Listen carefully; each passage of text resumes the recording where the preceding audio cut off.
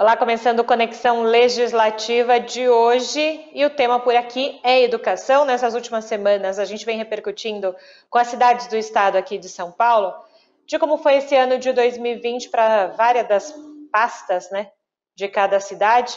E hoje eu converso com a Márcia Paiva, ela é secretária de Educação lá da cidade de Caraguatatuba, no litoral norte paulista. Secretária, bem-vinda ao Conexão Legislativa, tudo bem? Julie, é um prazer estar aqui com vocês para falar um pouquinho sobre a educação, principalmente nesse ano que foi um ano bem difícil. Justamente aproveitando esse gancho, secretário, um ano difícil, atípico, que foi preciso tomar medidas lá no começo da pandemia, março, muito rápidas, né? E um dos aspectos, e talvez da área que mais se falou de impacto, é justamente a área de educação, né? Muitas famílias preocupadas de como esse ano vai refletir nos anos seguintes de crianças, adolescentes. Mas vamos começar o nosso papo entendendo como a cidade de Caraguatatuba, nesses 8 meses, passou por essa pandemia e como que a educação, vocês transferiram, né, a aula presencial para a aula ali virtual, por favor. Bom, então vamos lá. No início, lá em março, dia 23, quando nós fechamos totalmente a escola, foi quando a gente percebeu que nós teríamos aí um grande desafio que seria mudar a forma da gente trabalhar, mudar o rumo mesmo desse trabalho na educação. E foi um momento de reinvenção. A gente não sabia quanto tempo a pandemia ia demorar, então o que nós começamos a fazer? Trouxemos os recessos, a princípio, para logo no início da pandemia, até para dar tempo da gente se organizar aqui na Secretaria de Educação e nas escolas, porque a gente é uma rede grande. Eu tenho 20.500 alunos aproximadamente, então de 0 até 11 anos. Não, até 14, né, que são os alunos de nono ano. Eu tenho 11 escolas de nono ano. Então, a gente ficou, e agora? O que nós vamos fazer? Então, trouxemos o recesso, fizemos reuniões internas aqui, de que forma nós poderíamos trabalhar com essas atividades remotas, porque muita gente falou o tempo todo. A gente vem trabalhando, falando de ensino híbrido e falando dessa atividade online, de internet, só que a gente não usou. A gente, né, sempre, hoje dá para fazer, hoje não dá, e de repente ou era isso ou era nada. Então, nós montamos um site da Secretaria de Educação para colocar algumas atividades com a participação da minha equipe aqui de apoio pedagógico. Também trouxemos atividades das escolas para alimentar esse site e logo em sequência a gente fez uma reunião com as equipes gestoras para dar essa autonomia de trabalho para cada escola. O que seria isso? A gente tem o currículo, todos já sabiam qual seria o trabalho, quais seriam os conteúdos que a gente deveria trabalhar, mas cada um encontrou a sua forma. Por exemplo, tem escola que também fez mais um site, tem escola que usou o WhatsApp para comunicar com os pais, tem escola que utilizou e-mail, tem escola que utilizou o Google Classroom. Então, dependendo do professor e da escola, Tá. eles tiveram autonomia para fazer essa organização. E aqueles alunos que não têm acesso a nada puderam retirar as atividades impressas na escola. Então, a gente sempre deu oportunidade para todos os alunos. Então, a gente começou assim, esse processo. Pois é, uma força-tarefa, né? Não tem Sim. jeito. Até no momento em que precisava fechar as escolas, precisou fechar as escolas, enfim, as ações tinham que ser um pouco mais rápidas e pontuais. Ao longo dos meses, secretária, qual que foi sendo a análise, então, da Secretaria de Educação, junto, claro, com o Comitê de Saúde, desse entendimento de em que momento poderíamos talvez ter a esperança, lógico que tinha que ser regido pelo governo do estado de São Paulo também isso, em alguns aspectos, de reabrir essas escolas, ou a expectativa dos pais, né, se essas crianças jovens estariam recebendo todo o conteúdo pedagógico da melhor forma, porque o que a gente ouve muito dos pais é essa questão, será que meu filho vai perder, entre aspas, o ano letivo de 2021, de 2020, o quanto esse ano letivo vai refletir daqui a alguns anos na vida escolar deles? Como é que vocês têm conversado com professores e alunos? Como é que é isso? Né? Imagino que não seja fácil, né, equalizar isso. Não é. Na verdade, é uma grande discussão. Nós sim realizamos um trabalho remoto, mas a gente sabe que esse trabalho está longe de ser aquele trabalho realizado diariamente na escola, na sala de aula com o professor. Nós só vamos saber exatamente quando retornar os alunos para a escola. À medida que a pandemia foi piorando e a gente foi estendendo esse período de suspensão de aula, a gente viu que talvez não daria mais para voltar esse ano. O que nós fizemos? Nós encaminhamos um questionário para os pais, para os professores, para os funcionários, para que eles respondessem se eles gostariam que retornassem às aulas presenciais ainda esse ano.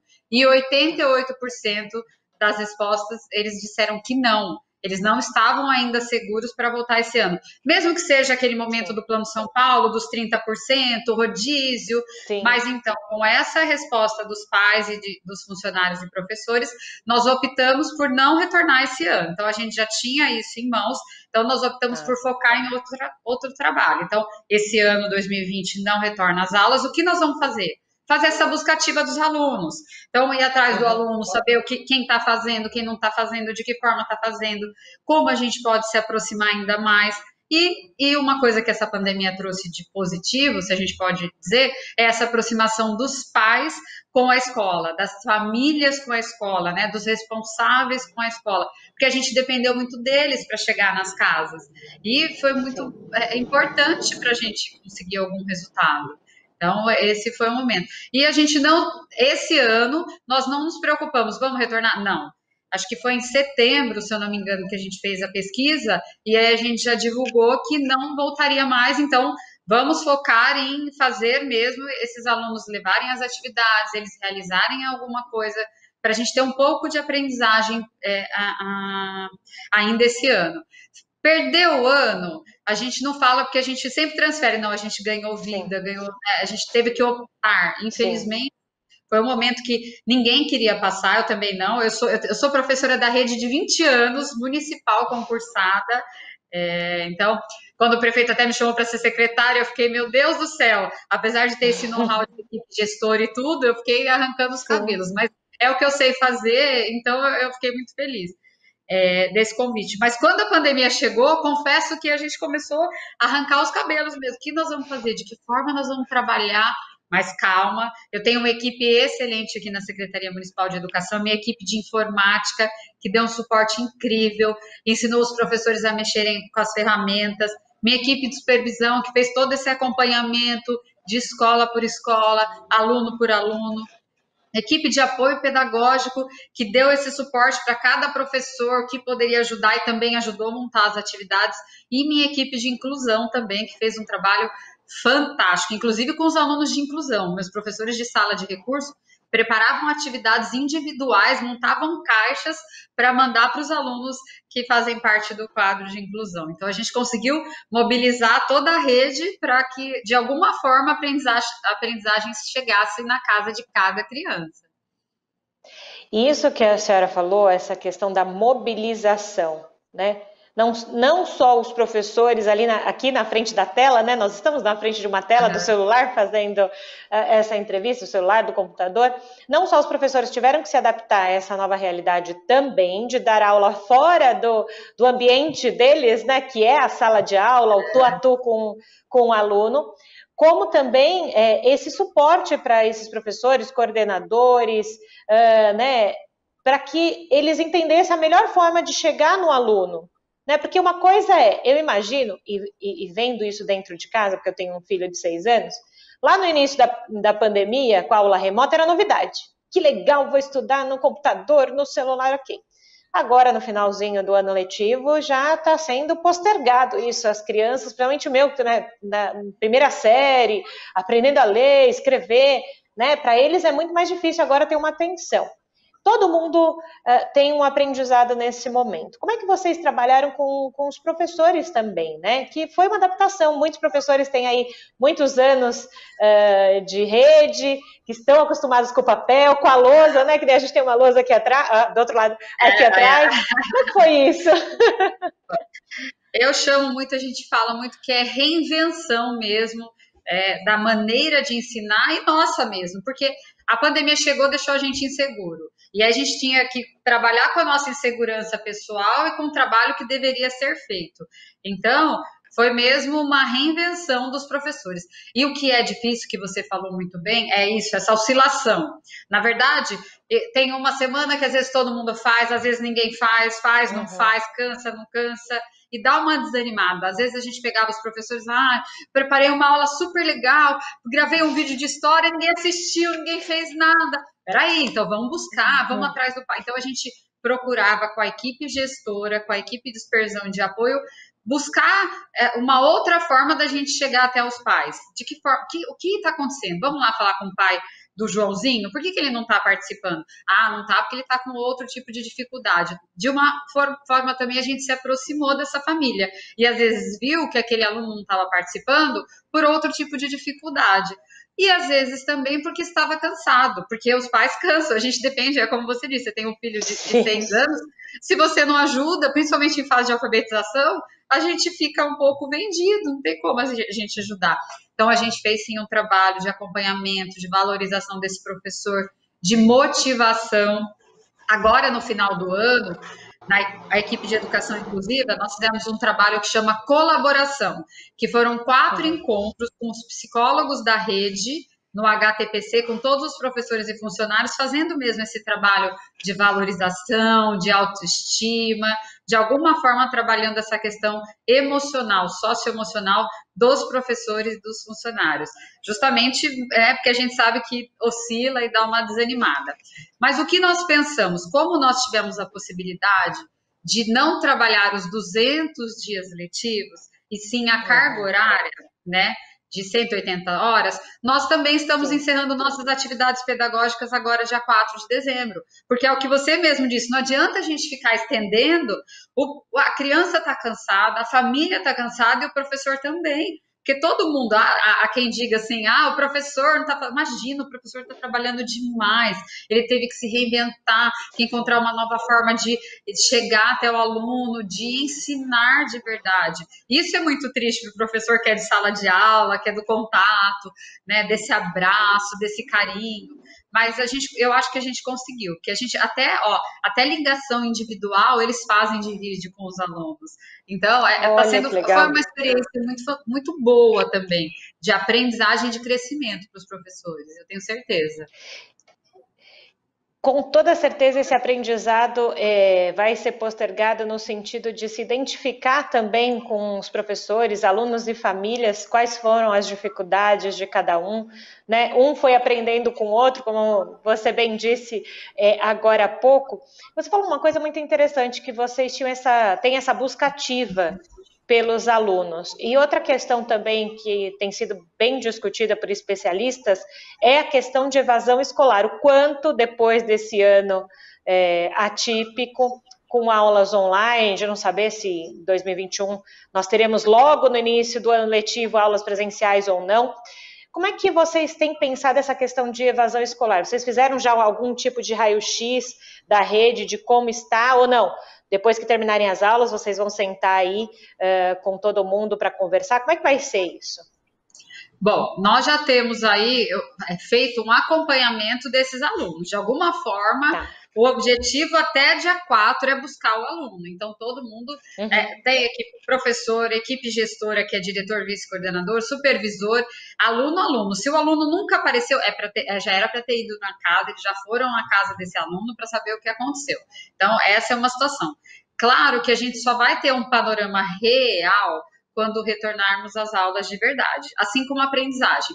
Quando a gente decidir, vai voltar tal dia, os alunos vêm, a gente vai fazer a avaliação diagnóstica, também ver quais são os alunos que retornaram, e aí sim fazer um trabalho junto com o Conselho Tutelar ou outros órgãos de busca desses alunos que realmente não aparecerem. Mas a gente tem ido à casa desses alunos, bater lá na porta, de aluno Sim. por aluno que nunca apareceu, né?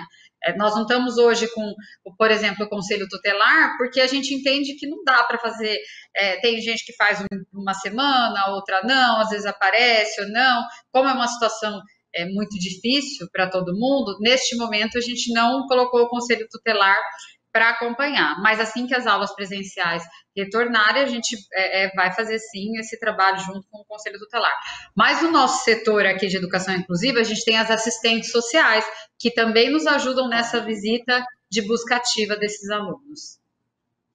E aí a gente vai percebendo na fala aqui da secretária Márcia Paiva de Caraguatatuba da Educação, o quanto não se faz um trabalho sozinho, né? A senhora está falando de conselho tutelar, assistente social e também os professores. Então, você realmente coloca toda a administração pública pensando no bem dessas crianças, no bem dessas famílias. E é importante a gente ressaltar isso, né? Porque às vezes as pessoas pensam, mas não fizeram, não foi feito isso, não estou dizendo só em Caraguá, tá? Isso a gente escuta em todo o estado. Mas não foi feito assim, não foi feito daquele outro jeito. Mas a gente não sabe o quanto de empenho se tem por trás disso, né? Para buscar talvez uma criança em uma família, por exemplo, a senhora acabou de falar, tem o professor, assistente social e o conselho tutelar. É muita gente envolvida. Exatamente, mas a equipe gestora. Como minha rede é grande, por exemplo, aqui na secretaria eu tenho 200 funcionários só trabalhando aqui dentro da secretaria. E todos são importantes nesse conjunto. A gente tem que sempre pensar no aluno. Aqui a gente pensa no aluno mesmo, buscar. E a gente conseguiu envolver todo mundo. Isso foi muito importante. E hoje, com a avaliação de tudo que a gente fez, eu vejo que a gente tem uma avaliação muito positiva dessa autonomia que a gente deu para a escola, desse apoio que nós demos também com toda a equipe sempre à disposição e orientando particularmente quem precisar do quê. E a gente também teve que aprender o tempo todo. No começo da pandemia, às vezes a gente dava um recado para as equipes gestoras, à tarde ou no outro dia já era diferente. Eu falei, gente, então vamos um dia por vez. Hoje, o recado é esse. Amanhã, talvez mude, porque muitas coisas chegavam, mesmo a educação, mesmo algumas orientações que vêm do governo do estado, outras situações que a gente depende de órgãos maiores, chegava de hoje para daqui a pouco. Então, a gente vivia um dia por vez. Hoje é essa orientação, então nós vamos trabalhar isso. O que nós vamos conseguir fazer? É isso. Então, a gente foi caminhando. E eu vejo que nós tivemos resultados muito positivos. Confesso que hoje eu consigo dar uma respirada e dizer assim, nós conseguimos, toda a equipe, fazer um excelente trabalho. Também a gente tem professores muito dedicados, funcionários muito comprometidos, o que facilitou muito esse trabalho. Então, foi fantástico. Esse comprometimento, né, esse pensar no outro, talvez seja uma outra questão que ficou muito latente na pandemia, né? De você olhar para o outro, né? Eu, enquanto mãe de aluno, olhar para o professor de um outro modo, com mais empatia, porque a gente sabe também que ele está saindo da zona de conforto dele, que é a sala de aula, né? Do professor olhar com empatia também, às vezes, para os pais, iam cumprir todas as aulas de uma vez só no mesmo dia, né? Então, vai se tornando uma rede de apoio, se eu posso dizer assim, né? Exatamente. E a gente teve essa preocupação também de não sobrecarregar. Então, mandar uma quantidade de atividades que seria possível serem feitas naquela semana. Não adianta a gente sobrecarregar, porque o pai tem a rotina dele. Alguns pais acabaram ficando no início da pandemia em casa, mas ele tem a rotina. E também tem outro problema. Às vezes é um pai que tem 3 filhos e tem um celular. Então, nós temos que também pensar em todas as realidades. A gente teve que pensar, mas a gente foi descobrindo isso à medida que passava, né?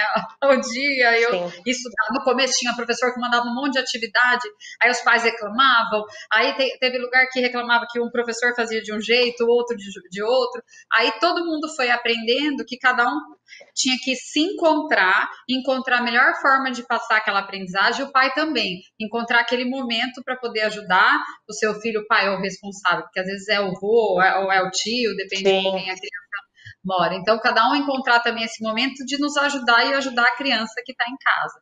Então, foi uma aprendizagem coletiva de todos nós.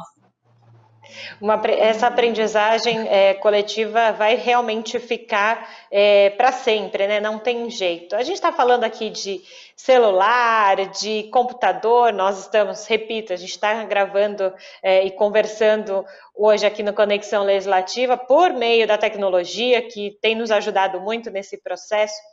A gente sabe também que a tecnologia não é vilã, ela ajuda em muito, né? Muita gente antigamente falava, não, mas a tecnologia deixa algumas coisas diferentes do normal. E muita gente tem falado aqui na Rede Alesp sobre o quanto a pandemia acelerou alguns processos, né? Talvez na educação, essa questão do híbrido, né? Do ensino online e do ensino presencial, que em outros países já acontece com uma certa frequência. No Brasil ainda caminhava talvez, né, a passos pequenos. E de um jeito ou de outro a pandemia acelerou, porque todo mundo teve que ir para a internet ter aula, né? Como é que vocês analisam essa questão de ensino híbrido, né? Há uma possibilidade de ser inserido oficialmente no currículo dessas crianças esse ensino presencial e depois algum tipo de aula remota? Estou dizendo não só nesse momento de 2021, mas depois mesmo, se Deus quiser, quando passar a pandemia. Sim, há sim essa possibilidade. A gente tem discutido bastante com a equipe aqui da Secretaria de Educação. Há algum tempo, como eu disse lá no início, a gente já vem discutindo, já vem trazendo, a gente tem aqui a Educatec, que é um encontro mesmo de tecnologia, e a gente já tem discutido o ensino híbrido. A gente trouxe algumas pessoas para conversar com a nossa rede, para dar palestra e falar sobre essa experiência de ensino híbrido. Isso já há 2, 3 anos atrás. E é o que você falou, de repente, nós tivemos que acelerar isso e pensar de verdade nessa possibilidade no futuro já, porque já virou passado. Antes, ensino híbrido, imagina, tá fora da realidade. Hoje não. Hoje é quase que vai ser meio que obrigatório, porque foi um momento de reconstrução da forma de ensinar. Então, a gente tem discutido, sim, com a equipe, uma forma, assim, a gente vai ter que fazer essa adaptação para o ensino híbrido, vai ter que fazer essa mudança de postura, de comportamento, porque eu falo porque eu sou professora há 25 anos. Então, 20 anos que a gente faz as mesmas coisas, do mesmo jeito. Não é fácil. De repente, a pandemia veio, te cortou tudo que a gente sabia, não é mais assim. Foi assim mesmo que foi. Então, faz de outro jeito que vai dar certo.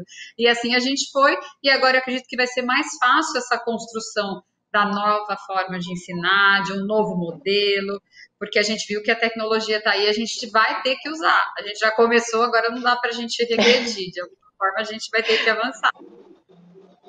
Pois é, e isso fica muito latente, talvez quando a gente fale um pouco de ensino público e ensino privado. Talvez, não sou especialista, mas talvez as escolas privadas, particulares, tenham essa questão tecnológica mais latente, por todas as características próprias de uma escola particular, do que a escola estadual e a escola municipal. Qual que é a sua análise? É preciso ainda, não digo no caso só de caso de Caraguá, tá? Mas no geral, pelo seu know-how aí de 25 anos na educação. Ainda é preciso equilibrar essa questão, não só tecnológica, mas de ensino entre escola pública e privada? É preciso sim, né? A gente sabe que tem sim essa diferença que é muito latente. Também, se a gente pensa em tecnologia, para já as condições das crianças que estudam nas escolas privadas. Sim. Ela já tem mais acesso à tecnologia, aos equipamentos, o que não é uma realidade da nossa rede. Então, mesmo a gente falando de ensino híbrido, são situações que a gente vai ter que buscar parcerias, como a gente vai dar acesso para todo mundo.